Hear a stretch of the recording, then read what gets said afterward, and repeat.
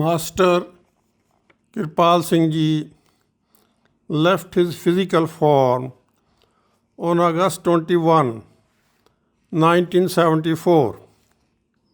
Beforehand, on a number of occasions, he warned us and declared about it openly. He said, "I am in the evening of my life. How long will you listen the voice from my throat? Now be serious and get the radiant form of the Master within, and only then you will be the true disciple. Otherwise, you are on probation." On 2nd August 1974, he said, "My days of departure are coming nearer." On August 9, he said to the foreigners, "From now onwards, best you carry with the God overhead." On August 10, he told, "Before it becomes too late, you ask your questions." On August 15, he told, "You won't find me here again. That's only for a few more days." And on the same day, he addressed Indian Sangat and told, "Today is the Independence Day, and actual independence is that when your soul reaches the true home. Raise your hands, those who want to get freedom." Then all raised their hands. Then he said, "Those who want that I should get freedom, they should raise their hands." All raised their hands without knowing what he meant. Then Master Kirpal raised his both hands and said, "Now I also want to get freedom. I thank you for giving me consent to freedom." On August 17, he said, "These are selections from God. They know when to come and when they are to go back. It is better you depend upon Him who is within you and not outside." Now you will listen to spiritual talk by Master Kirpal Singh Ji relating to it. Whosoever has been born, he must leave body someday. No exception to the rule. This leaving the body is what is called death. Okay. High or low, rich or poor. Those who were born, they had to leave the body. This is only for a temporary period that the man body has been given to us. This is the golden opportunity. In this we can know God. And to know God, we must know ourselves first, who we are, what we are. Most part of our life has already passed. This physical body is the first companion that we have when entering the world. But when we leave the world, it does not go along with us. So naturally, all things which have come in our contact through this physical body cannot go along with us. So a wise man is one who just works with a foresight. What is that thing that we can take with us even after leaving the body? So our Master says we cannot know Him unless we learn to die while alive. So this is the last enemy that we have to conquer is death. But how to conquer death? There is no escape from it, no exception to the rule. Even the Masters who came, the very incarnations of God, they also had to leave the body. And we also have to leave the body. Now to conquer death, when there is no escape, I think the only victory we can have is just to learn how to die. What happens at the time of death? Soul leaves the body. The life force is withdrawn from the underneath the feet, goes up, reaches at the back of the eyes, and eyes are upturned, and the dark scene comes. Now if we know how to leave the body at will, rise above body consciousness, well, the man who dies daily, who learns to leave the body daily, there's no, fear of death. Death is no bugbear. It is a change from the physical into the beyond. So all masters who came, they said, learn to die so that you may begin to live. Death appears to be a bugbear. You see, to each one of us, anybody you say, oh, you have to die, he does not like to hear the word of death. But we have to leave the body. Why we are afraid of death? For two reasons. One, we do not know how to leave the body. You have seen the fate of those men dying, in what agony they passed through. Second thing is, we do not know what will be our fate after leaving the body, where to go. So these two things are the main causes of fearing death. So Master says, well, please, you must learn how to leave the body.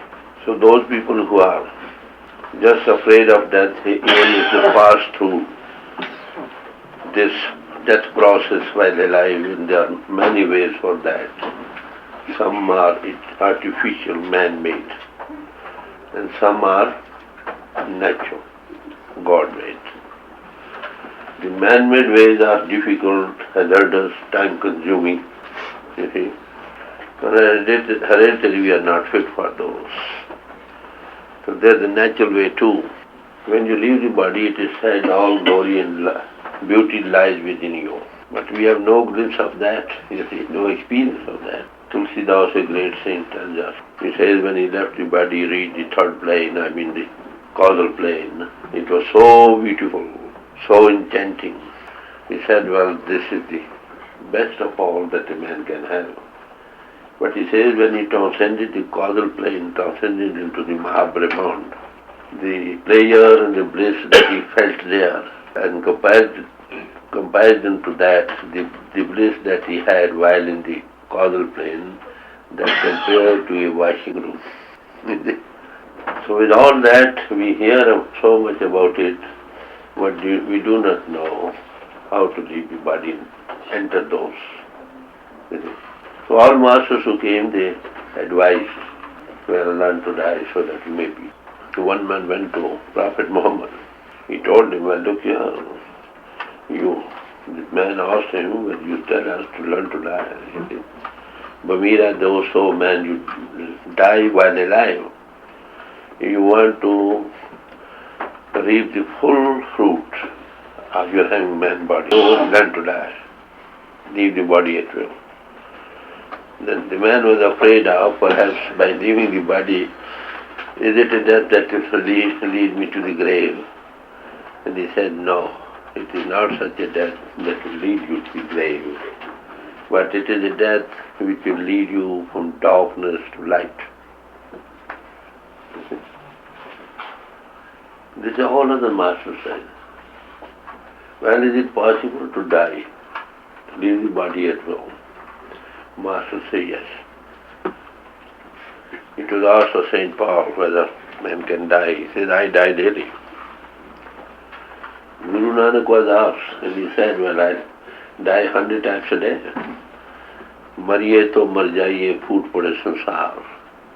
Nanak aisi marni jo mare din mein 100 baar. So all masters advise us to that way.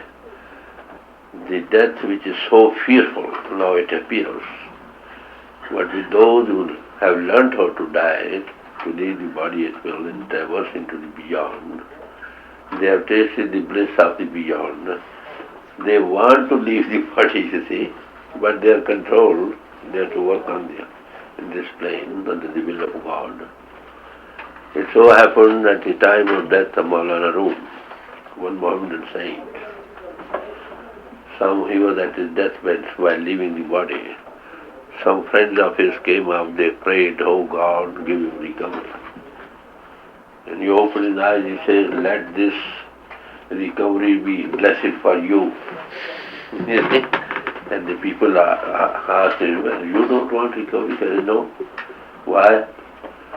He said, look here, and the average daily life, I could hardly snatch away some time to leave the body and go into the lap of the Father. So the body stands a veil between me and God. Now the time has come, this body, curtain of the body should be rent asunder once for all. Don't you like that I leave the body and go into the lap of the Father once for all? You see the angle of vision?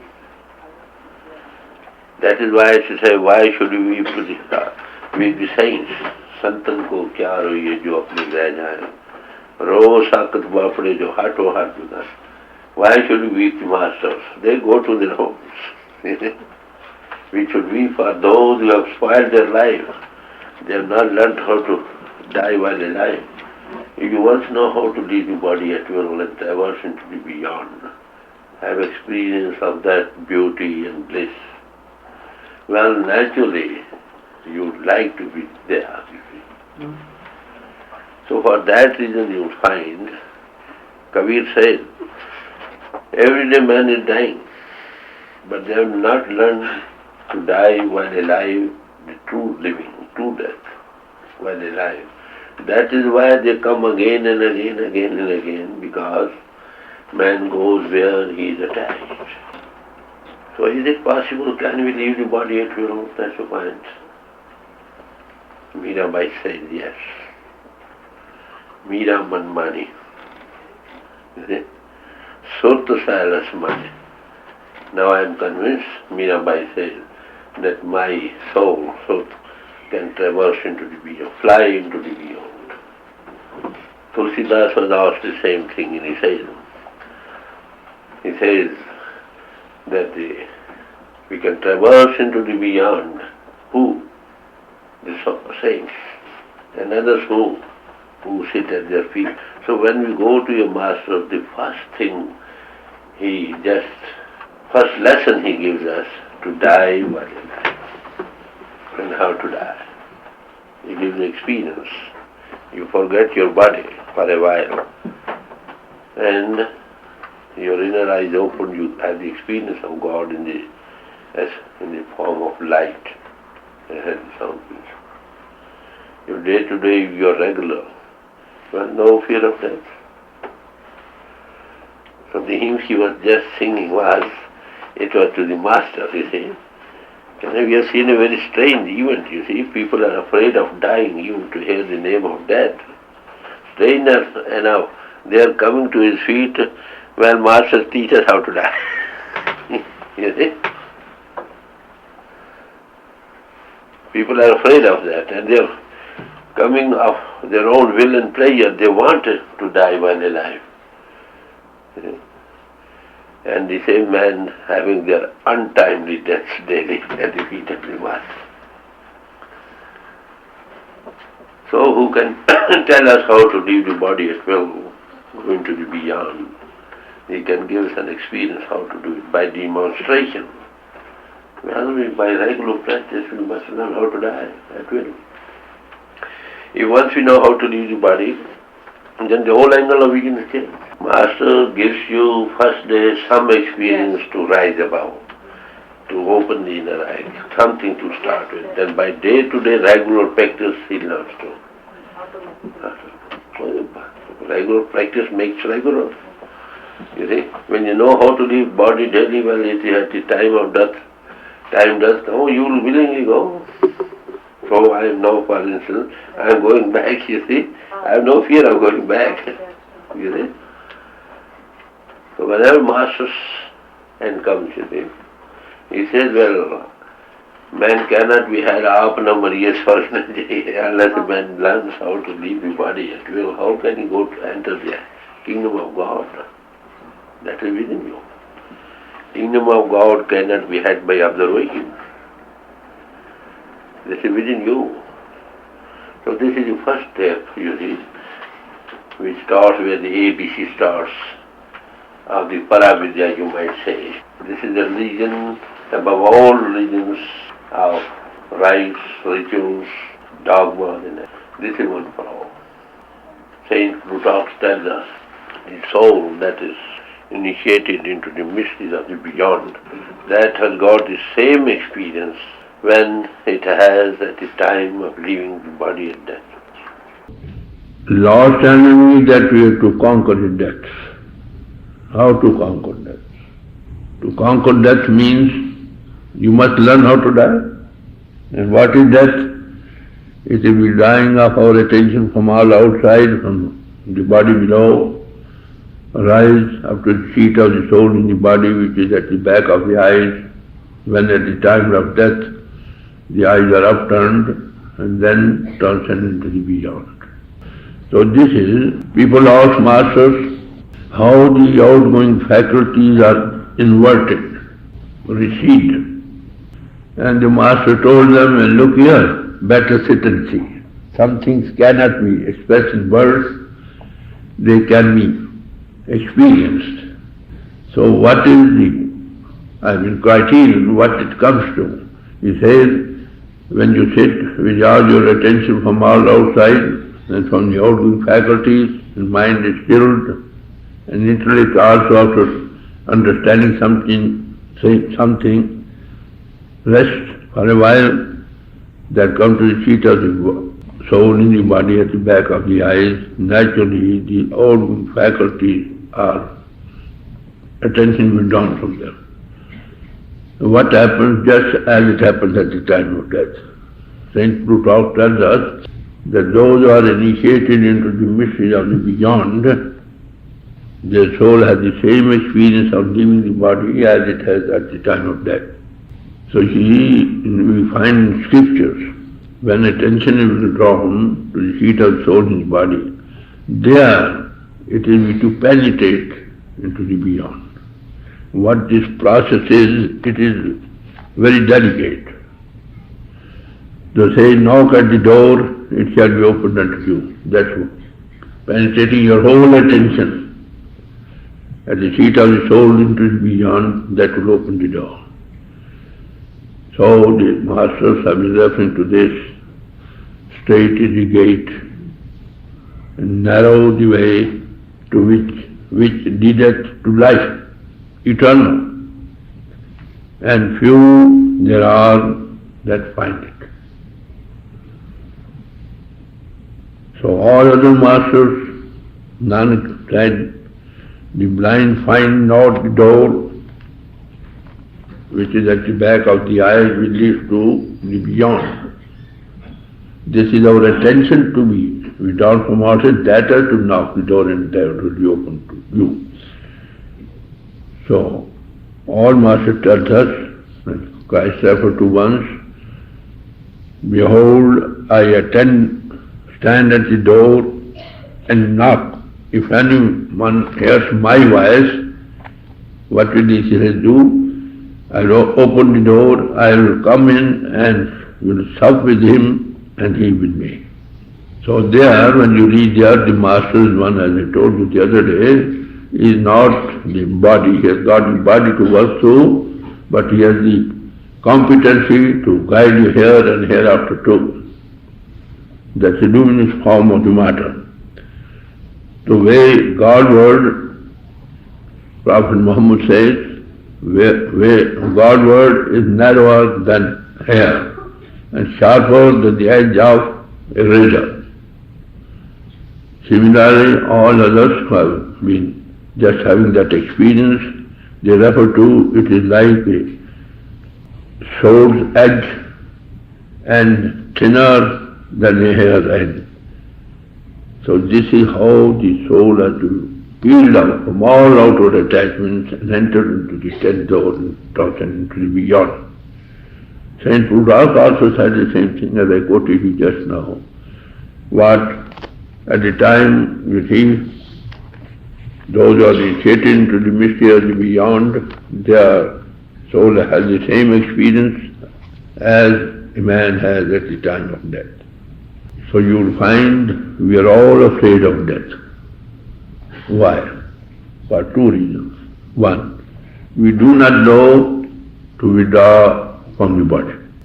So Masters tell us how to rise above body. They give us a demonstration for a while. and give a demonstration. As I just referred to you, somebody asked me, Master, how the attention or the outgoing faculties is withdrawn, inverted. He said, better sit down and have it. So that is matter to be experienced at the time of initiation. For a while, the soul is withdrawn from outside, rise above body consciousness, you forget your body, and single eye open, you see the light of God within you. That's the bread of life and water of life. So entire world is afraid of death, and everyone desires to have an endless life. He wants to live here forever. For one reason, that he does not know how to live here. If you go to the scriptures, they tell us, at the time of death, as we are not accustomed to leave the body at will, it is just like one is stung by 1,000 scorpions, how terrible pain you have. Just something compared to that. Prophet Muhammad refers to it as a thorny bush is put into the rectum and dragged through the gullet, mouth. These are some of the similes given to show like that. But the point is, if we learn how to rise above body consciousness, demonstration of which given at the time of initiation, you leave the body day to day by regular practice with no sting, with no pain whatsoever. So for that, those with the grace of a master learn how to rise above body consciousness. Naturally, in due course of time, they can traverse into the beyond. So master is one whose body works in the world and his soul is the mouthpiece of God, in tune with God. His body appears to be engaged in all the worldly affairs, but whenever he wants, he transcends the body and transcends the beyond. And also he makes it, those who come to him have that experience. The very first thing they give is how to rise above body consciousness. By regular practice, they have to rise above body consciousness daily. So fear of death is gone, because he dies daily. St. Paul said, I die daily. To die daily or taking cross means to rise above body consciousness. Taking cross means that. Go up. In the words of Balaram, we are all in the prison house of the body. If you have to go out of it, outer doors are closed, you cannot break through the roof of this prison. These are references given just to show how to do it, but how to do it is demonstration given at the time of initiation by the master. So all masters see the scriptures, all they say like that, those he that findeth his life shall lose it, and he that loseth his life for my sake shall find it. Losing the life means, you see, while alive you have to die. You have to reborn. You have to be twice born.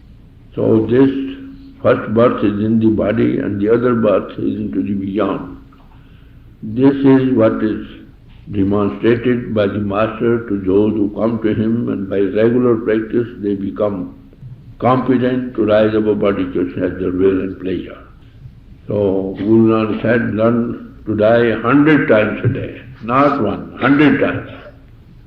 For man who rises above body consciousness daily, he dies daily, what fear is got? And the other reason is why we are afraid of death, because we do not know where to go further. What happens after that? So there is life after that, as sure as death.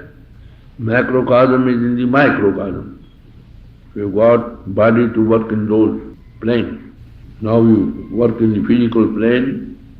When we shake off at the time of death the physical body, we have astral body to work in the astral plane. Similarly, causal body is the causal plane. When we shake off all these bodies, we reach the true home of the Father. There we get eternal life. So this is all our masters have been teaching. Make the best use of this man body, which is the golden opportunity. Have a glimpse of the beyond, and somebody to weigh up, give us that demonstration and follow the instructions. We'll be working here and there at our will and pleasure. So very grateful to his master. The hymn just now read out is a prayer from the disciple to his master. He says, "It is you who has lacerated my mind, my heart. There is no other remedy other than your own self. Remedy of this heart only lies in your hands. No other doctor can heal it out. You are going away, but don't forget us." That is the prayer, you see. Well, Master does not forget, that's right. But till out of the anguished heart, you see, comes out the words from a disciple. Say, for God's sake, don't forget us. We cannot forget you, but you also don't forget us. We are, after all, your own, you see. If you forget us, who will? What will be our own remedy, you see? So, the heart which is aching for just having a glimpse of the Master, you see, what a remedy can there be for that? Nothing else. No words, no, consolation will help you. Once it so happened, in the time of Lord Krishna, that there were many gopis, you see, they were very much in love of Lord Krishna. So he remained away for some time, say about 6-8 months or so. So they could not reach him. And they were crying like, you see, separation is a very bad thing. 2 times are very difficult. For a man who has love in his heart, God love in his heart for somebody. One, the time which is just passed in awaiting. And the other time when he leaves. You see, both times are very hard times. So Lord Jesus sent one Udo messenger, go and console them, you see. Console them, well, look here, God is everywhere, Master is everywhere. He is in your heart of hearts, He is the very controlling power in your own self, in the body. Why are you worried? He is the soul of your souls, this and that thing, many things. So he went, he preached to all those, to the best he could, you see. With all that, they heard very calmly, and last of all, told him, "Oh Udo, what you say is all right, but tell us, the eyes which are yearning to see that gradient form of the Master, what is the remedy with you for that?" So this is a prayer from the disciple to the Master, well, don't forget us. And generally you will find, usually, as a matter of fact, this Master never forgets himself. He says, well, I had only one heart, that you have taken possession of that. Now, what to do? We can think of no other than yourself. Your mind cannot be, heart cannot be 10, 20. You can devote one here, then there, then there. It's only one heart. When it is a throne of God, don't let anybody sit on that except God.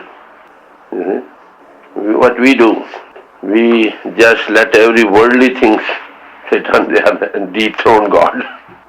So Master, you see, Guru Arjan says the Master loves his, remembers his disciples with every breath. As you see, can mother forget his children? Small children. She might be working here, there, anywhere, you see, in the kitchen, everywhere, child is lying in his room, but there's a connection. Little children, child moves, yeah. Then his milk began to, you see, come from the breast. The child little cries, she at once runs and leaves everything, maybe most valuable. Similarly, you see, we are all children of God. The God in man, He does not forget us. But the yearning of the heart, you see, the disciple does pray like that. Well, don't forget us. Even if you go away, we are yours after all. But I tell you, it is mother first who loves us, the child. Child's love is only reciprocal. The love that a master has for his children, for his disciple, for his children, he looks on the level of God in him. He loves the disciples, and hundreds of others won't love his children. But he loves his soul, development of the soul, with no consideration, no recompense, nothing of it. Mother may be loving the children, you see, with the hope when they will grow up, they will help us, this and that thing. In our old age, they will become our stake. But Master does not do that. He simply sees that, says they are all, the souls are my, the God in him thinks that he is my children. The more we have that yearning like that, you see, the more our mind is cleansed of all dross of the world, is wiped away with the tears which roll down from the eyes. That's water. With that water only, these dross of the filth of many births past can be washed away. Our room says at one place, if you want to go to the place of pilgrimage, the Makkah, so there are two ways from India, you see. One is through the sea, the other on the land. But the way on the land is very sandy, you see. There's dust of water. There are no communications to the deserts of Arabia. So it's very hard to reach the place of pilgrimage if you go on foot or even on horses, you see. Because in the sands no car can go, you see. And there's a way through the sea. And that takes you quicker there in 3 days. So he says, well, look here, if you want to have a pilgrimage of God, well, come through the waters of tears. You'll go quicker rather than you go through land or sands. What is that meant by that?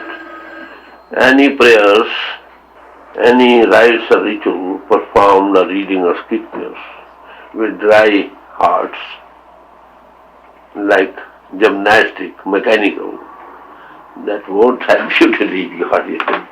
Just you read scriptures, your heart should be full, and that heart should overflow through eyes. There was one Pandit, you see, he was relating the story of Rama.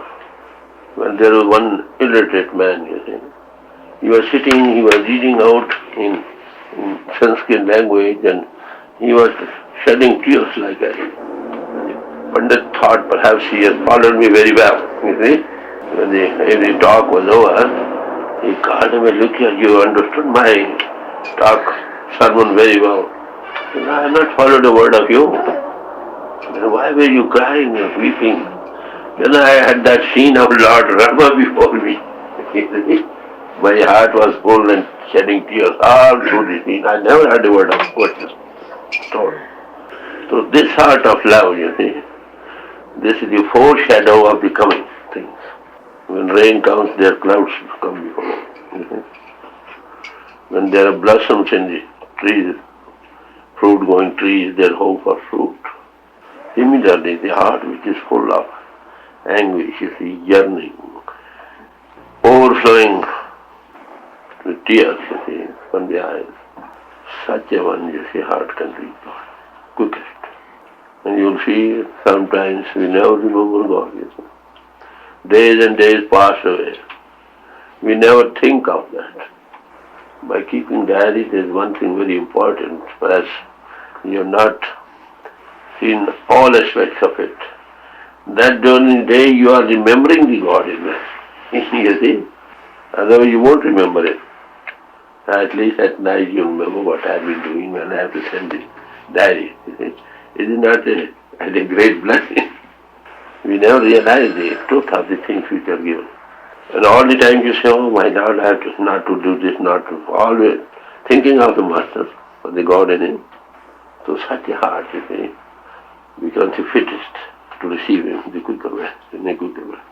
So that was a prayer like that, very full of pathos and yearning, you see. Oh Master, you are going, but don't forget us. You see. We cannot remember you unless you remember us.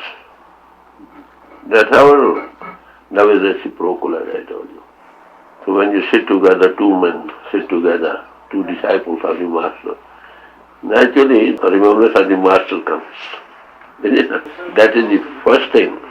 When you are asked to just don't miss attending the group meeting. When you sit together, you think of the Master.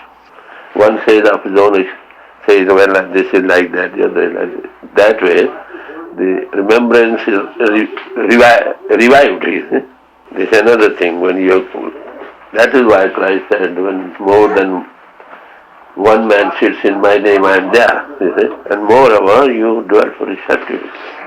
So God, you see, when Master initiates anybody, he resides with him from very time, from that time, and never leaves him unless he takes him to the lap of the Father.